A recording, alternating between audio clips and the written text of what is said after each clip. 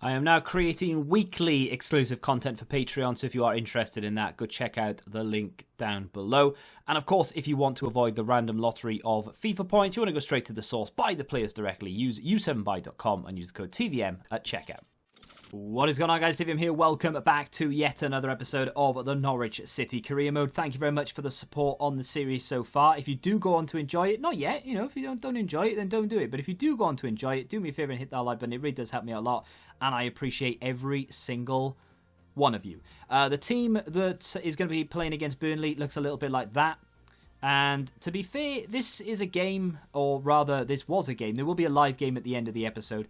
This was a game that I went into fully expecting 3 points. Not even wanting, just expecting 3 points. And in the first 20 minutes, I was brought down from my cloud, I think. Not the best of starts. Duda gets in here, clatters one off the post, and unfortunately, that's about as close as we came in the first half. And then right at the end of the first half, I'll just let this play out and you can see. We conceded again, and unfortunately, we were 2-0 down going into the break. I have some glorious opportunities playing with this team, and we just don't seem to be able to finish. I'm not quite sure why that is. Barco is one of the greatest players in the side. It's just his pace. He's so fast and agile that getting him down that left-hand side really is an asset, and it's something that we need to do. Buendia on the opposite side doesn't quite have the pace, but he has a little bit more in the way of strength, and that allows him to get in behind as well. Fortunately there, he wasn't being caught. It was a dodgy finish. I think the goalkeeper should have done better. I don't know if you saw the goalkeeper at the beginning, though, for Burnley. Not a goalkeeper that I recognise. But Sogog there denied his first Norwich City goal. I don't believe he's scored yet, unfortunately for him. But the corner comes in. 73 minutes on the clock. There's Sangar, clashes one against the defender's thigh and twice. And then finally, we get an opportunity on the edge here with Sangar again. Looks to play a ball in. Here's Cantwell. Good touch from him. Goes down under the challenge. 83 minutes in. And could this be the revival that Norwich City need? I think it might be. He's got a free kick on the edge. It looked like a penalty to me. Free kick. Up steps Cyprian. And that, my friends, is a banger. I was so happy that I scored that. It was the middle of the night. It was silent screaming, fist pumping and all the rest of it. And we've made it 2-2. Second half was an absolute onslaught. We had so much possession, and it took me that long to get the equaliser. They defended valiantly, and Dyche is understandably upset, I would say. Right at the end of the game, though, we could have lost it and we could have won it, really. Here comes Barnes through to Wood. Gets into a good position. All he needs to do is play it across. He delays and delays, and then I thought that was a penalty. He could have scored and probably should have done. And then we break away. Lewis down that left-hand side, looking for Barco's run. This is what he's so good at. He's just so quick, and this is why I wanted him in the team in the first place. And he gets into the penalty area right at the end, and it was the wrong decision. We had Sangar arriving right on the edge of the area. Could have dragged it back. Game finishes 2-2. And unfortunately, that is, you could say it's 2 points or a 0.1, or it's 2 points dropped. I don't really know which way you want to look at it. I think it's probably a fair result in the end. Carabao Cup, not going to spend too long on this. We are, because we're going to look at the full highlights, but we are going to put a third game in, and like I said, it will be a live game, and we play Crystal Palace in that game. But every time there's a cup game, I'll double it up. There's no point just spending time focusing too much on the cup, because even though I feel like a good cup run would be nice, it's not at the forefront of my priorities. So that's why we're playing Rupp. We're playing Basogog. We're not playing the big boys. Our starting 11. I felt like we just about had enough to beat Reading. We are playing Buendia. Has a good opportunity there from a free kick. Great save from the goalkeeper, Raphael. But we managed to... or rather, they managed to keep it out. Buendia goes down that right-hand side, cuts back, plays it into Basogog, still looking for his first goal, of course. This is Gilmour, who started his first game for us. Here's Buendia again, tries to drag it back, comes in, and it's a wasted opportunity by the striker, by the way. Basogog, how has he missed that? Buendia does really well down this right-hand side. Arguably one of the best, if not the best player in the team, especially today, where we've rested an awful lot of our players. Drags it back, and there is Hernandez, our second string left mid, who comes on often for either Cantwell or Barco, depending on who's starting. And then from the corner in the 44th minute, we were lucky not to concede. Look at this for a strike. Bang. What a save from Tim Krul. Over to his right. It was a nice height for him, but it was going at such pace that I genuinely thought that could have ended up in the back of the net. Good defending for us from a set piece, and we've turned defence into attack here. Basogog looking for the run of, you've guessed it, Billy Gilmore. He's going through on goal. He's through and he's down. And that has to be a red card, doesn't it? Not even a booking, said the referee. Duda this time with a free kick. Up and over the wall, and another good save. It comes off the bar, I think. He tipped it onto the crossbar, comes down, and unfortunately we don't have anyone pouncing on it. Maybe Timo Pukki would have been a bit more alert to it, but who knows. Here's Gilmore into Barco, now as a striker. Good turn from him. There's Duda, looking for Gilmore again, but Duda goes alone into the penalty area. Lovely turn. Lays it off. Barco into Rupp, and it's an easy save for the keeper, right down his throat. We are pressurising for that second goal. I am very aware that they have some quick attackers and they could very well hit us on the break. Gilmore goes down that left, gets inside the penalty area, goes down under a challenge, and it is a penalty. It's a soft penalty, but Barco will oblige, or will he? Because he misses, but fortunately the rebound goes in, gets taken out by the goalkeeper, but that is 2-0 and that should be enough to secure our next round position. That makes little sense, but it is. It's the first goal went down as an own goal. I don't quite understand that myself, but there we are. 2-0, and we are through.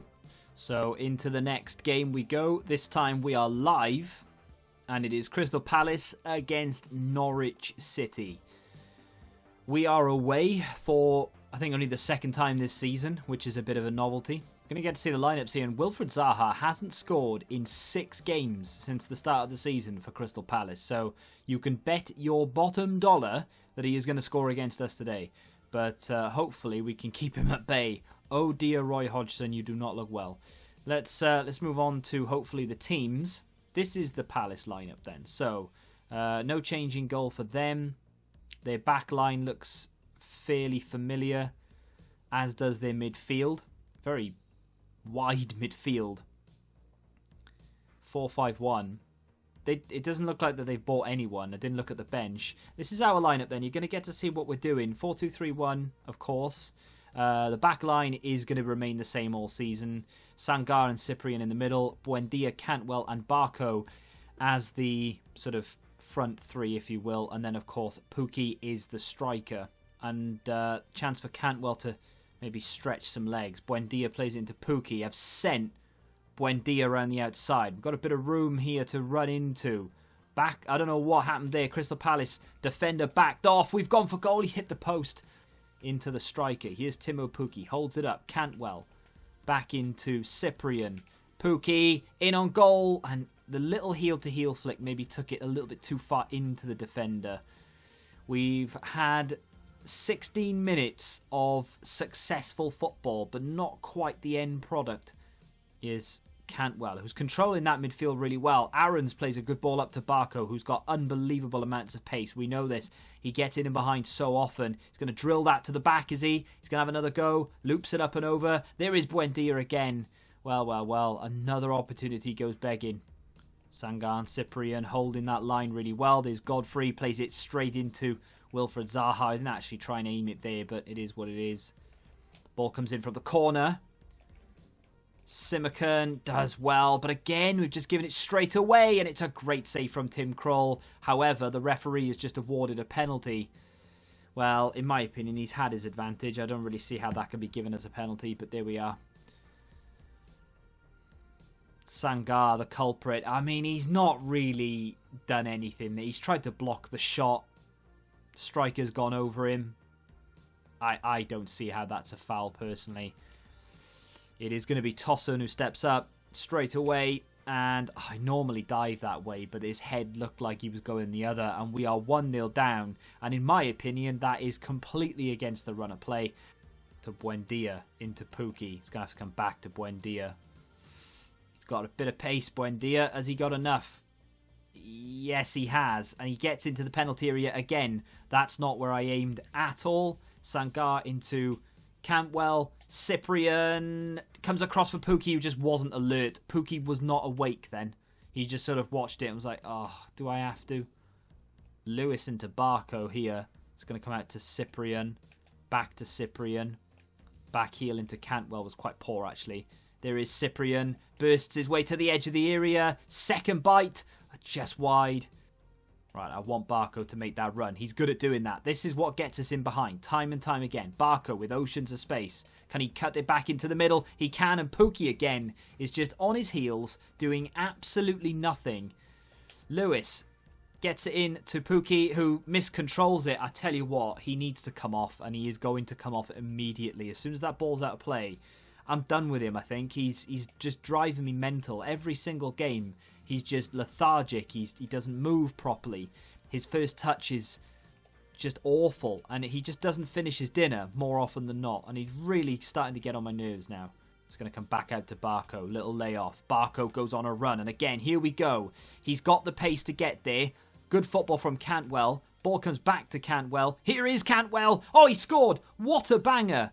What a goal that is from Cantwell. He's been, in my opinion, the best player. I don't know what he's doing. He's been the best player. Barco's pace down that left has been fantastic. Time and time again, he's been getting in behind. Buendia was doing it in the first half. Barco in the second. And Cantwell, in that cam position, arrives late into the penalty area, gets his shot off, hits it on the half volley, and it is an unbelievably good goal. Look at that for a bit of control and a strike.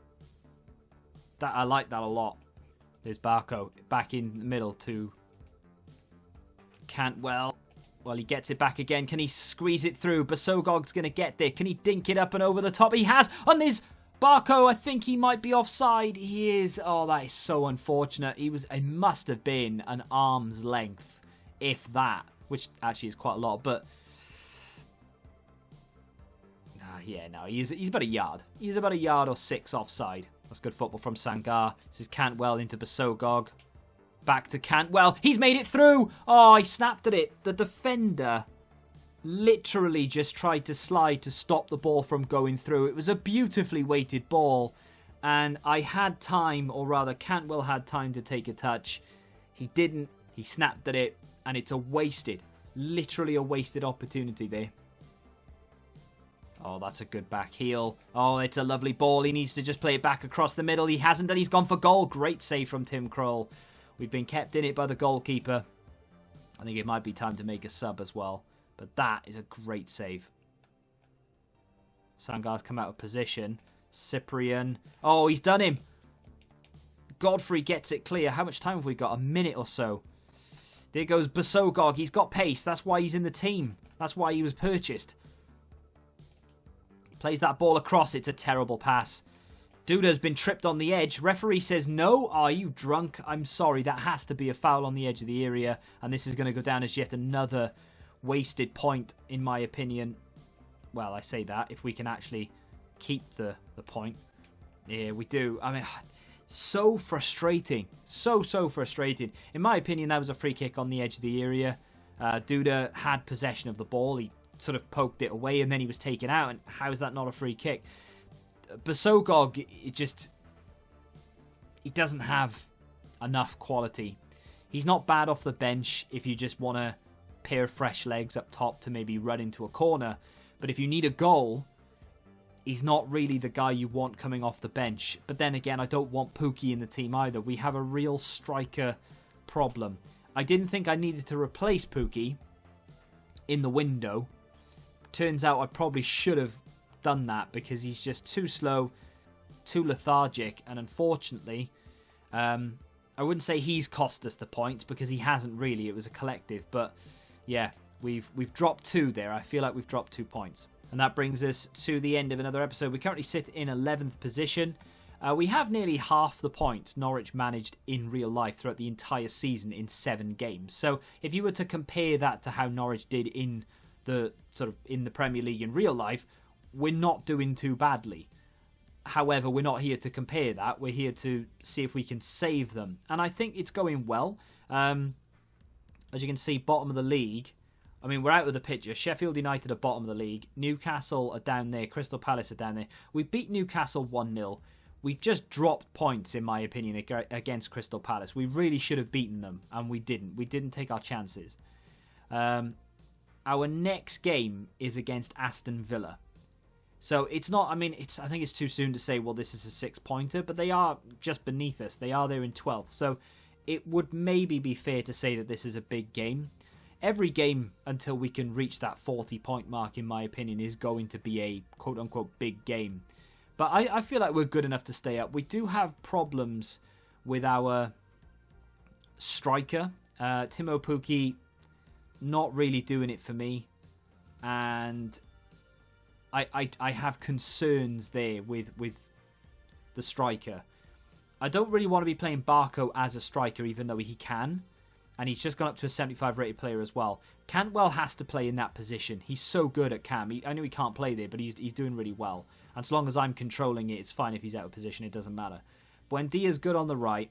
Barco is brilliant on the left. I like that middle three. It's just the striker. I don't think Basogog is good enough to start. And I don't think Pukki's good enough to start for me in this game. In real life, fine, maybe. But not in this game. I don't really have another option. His shooting is awful. Basogog's shooting is just the same, actually.